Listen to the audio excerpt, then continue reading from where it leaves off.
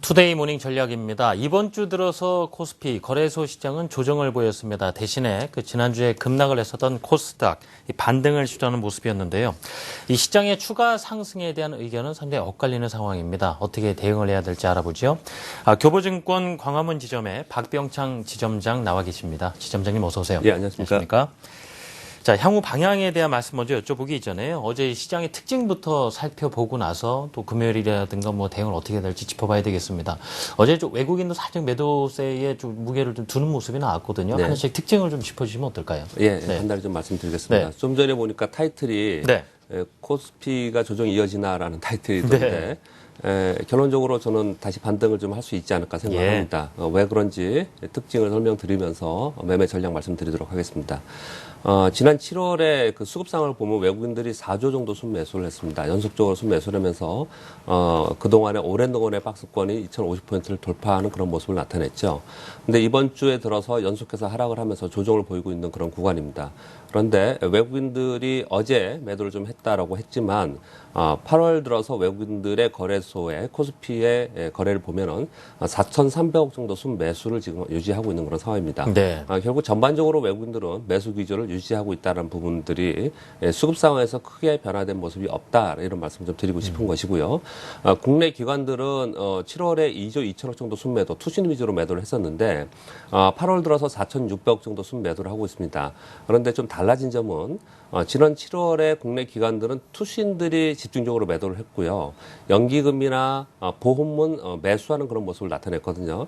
근데 이번 8월에 일주일 지났지만 이번 8월에 보면은 투신만이 아니고 보험과 연기금이 같이 매도에 가세함으로써 전반적으로 시장이 좀 약하게 느껴지는 즉 수급상의 이유로 약하게 느껴지는 그런 모습이 나타나고 있다는 것입니다. 코스닥 시장에서는 7월에도 매도를 했지만 이런 8월에 들어서도 외국인과 그 기관이 동반순 매도를 하면서 전반적으로 코스닥의 종목들이 아래로부터 크게 반등하지 못하는 그런 모습을 보여주고 있습니다. 이번 주에는 중국 시장이 조정 하락을 보였죠. 그리고 호주 달러가 약세를 좀 보이고 있는 그런 모습을 나타내는데 뜬금없이 호주 달러를 말씀드리는 이유는 우리 시장이 가장 연도성이 깊은 상관계수가 높은 것을 보면 지표들을 보면 중국 시장하고 호주 달러가 연관계수가 되게 높은데 중국은 2,000포인트에서 2,200포인트 이상으로 올랐습니다. 그리고 나서 조정을 보이고 있는 것이기 때문에 무려 10%나 올랐습니다. 10%나 오르고 나서 조정을 보이는데 다시 2,000포인트로 다시 내려갈 수 있느냐 그렇게 보이지 않죠.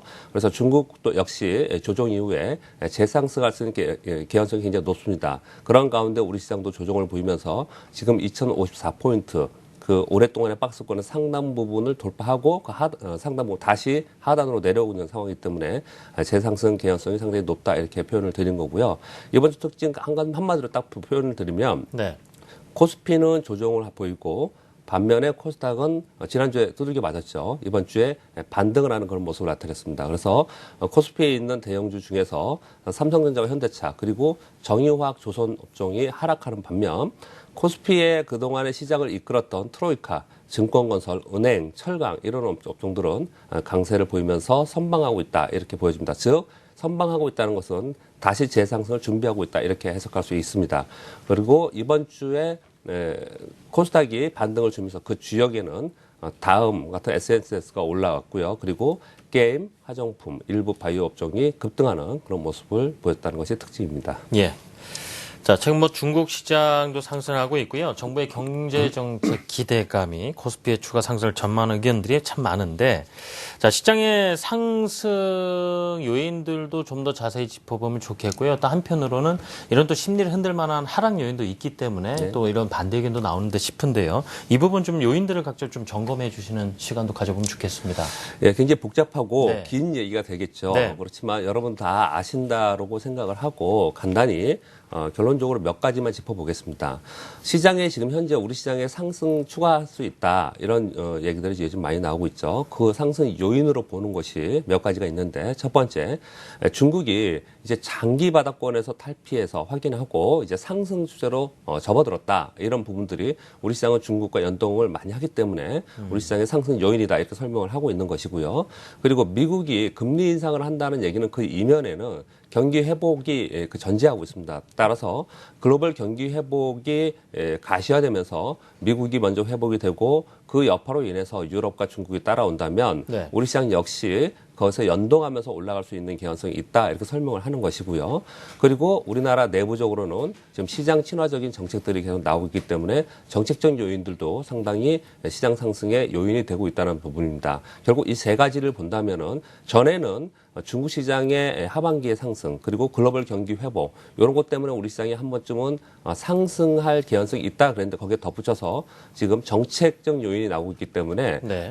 거기에 힘을 좀 실어주는 그런 모습을 나타내고 있다는 것입니다. 이것이 시장 상승 요인의 몇 가지 중에서 중요한 것입니다. 그럼 시장이 여기서 상승을 하더라도 제한적이거나 그리고 대세 상승 가지 못할 것이다라고 분석하는 그 위험적 요인들이 그러면 무엇이냐? 이것도 여러분들이 아시겠지만 몇 가지 짚어드리면 예. 일단 첫 번째가 글로벌 유동성 회수이죠.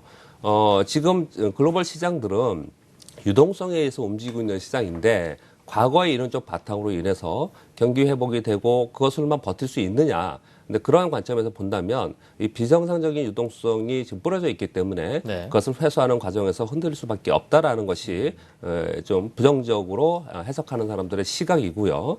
그리고 미국 시장의 고평가 요인이라고 계속 얘기를 하고 있죠. 결국 무슨 의미냐면요.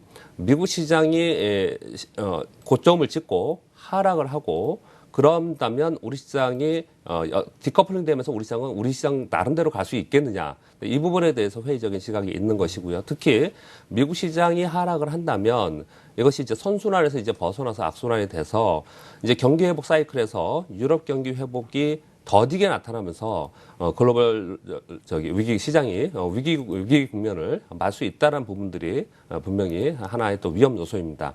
그러니까 우리 시장 자체로 본다 한마디로 표현하면 이렇습니다. 우리 시장이 여기서 저평가 요소가 해소가 되면서 지금 꽤 많이 올라왔습니다. 2000을 넘어서 이제 2094포인트를 찍고 지금 2054포인트인데 여기서 2100, 2200 신고 지수를 찍고 다시 올라갈 수 있는 그런 배경에는 어떤 것이 있어야 되냐면 주가가 기업 가치가 아주 싸든지 아니면 지금 현재는 싸지 않다 하더라도 향후에 돈을 더 많이 벌어서 성장성이 있기 때문에 지금 현재가 싸다라는 근거적 바탕이 있어야 되거든요. 근데 우리나라 전체 경기도 그렇지만 오늘 기업들의 면면을 살펴보면 여기서 더 많이 수익을 내서 지금 현재 주가가 싸다라고 표현할 수 있느냐. 그래서 대세 상승을 갈 수 있느냐. 이 부분에 대해서 회의를 갖고 있는 기본적인 이론적 바탕들이 좀 있습니다. 따라서 이러한 부분들은 시장에서 여기서 대세 상승, 그러니까 큰 폭의 상승은 어렵지 않겠냐라는 그런 내용들이 좀 나오고 있습니다. 이 지금 양쪽을 설명을 드렸습니다. 시장 상승 요인도 있고 하락 요인도 분명히 있습니다. 네. 그래서 저 개인적인 생각은 일단은 시장은 서두에 말씀을 드렸지만 추가 상승을 할 수 있을 거라고 생각합니다. 그렇지만 우리 시장만 독보적으로 올라가는 일본이 그랬듯이 미국이 그랬듯이 우리 시장만 독보적으로 올라가는 대세 상승 이것은 좀 어렵지 않을까 이렇게 판단을 좀 합니다. 결국 올라갈 수 있다라고 말씀드린 거는 한시적 그리고 제한적일 거라고 판단을 하는 것입니다. 미국의 고점을 확인하고 대세 하락 가기 전까지는 그리고 미국 유럽이 경기 회복 단계가 계속 이어지는 그 순간까지는 우리 시장도 제한적으로 상승할 수 있다 이렇게 판단을 좀 하면서 시장을 보는 것이 맞지 않을까 생각을 합니다. 간단히 다음 주 시장을 좀 말씀드리면 네. 지금 조정을 연속해서 이번 주에 보였고요. 다음 주 14일에 금통이 열립니다. 결국 트로이카주가 여기서 이번 주에 조정을 보이는 동안에 버텼다는 얘기는 다음 주에 금통일 기대감으로 인해서 다시 한번 상승하겠다라는 의지를 보여주고 있는 것이거든요. 따라서 다음 주에 시장은 다시 재상승할 수 있지 않을까 이렇게 판단을 하고 그 주역에는 다시 한번 건설증권, 은행주, 철강주들이 전면에 나설 것이다 이렇게 판단을 좀 합니다. 그렇지만 다음 주에 다시 또 기회되면 말씀드리겠지만 금통이 전후로 해서 시장의 변화 또는 강세 업종의 변화가 나타날 수 있다는 부분들을 여러분들이 좀 고려를 좀 하셔야 되지 않을까 생각합니다. 예. 다음 주의 시장 흐름에 대한 예측도 해주셨는데요. 좀 더 자세히 들어가 보죠. 뭐 섹터별로 해서 그리고 업종별로 향후 이 전체적인 시장 분위기가 어느 정도 형성이 되겠다라는 감을 또 잡으면은 또 매매 전략을 세우는데도 큰 도움이 되지 않을까 싶은데요. 예, 전략적으로 좀 집중해서 자세히 설명을 더 들어보고 싶습니다. 예, 지금 시장은 이제 그 영업이익에 즉 실적에 그 바탕을 두어서 시장이 움직입니다.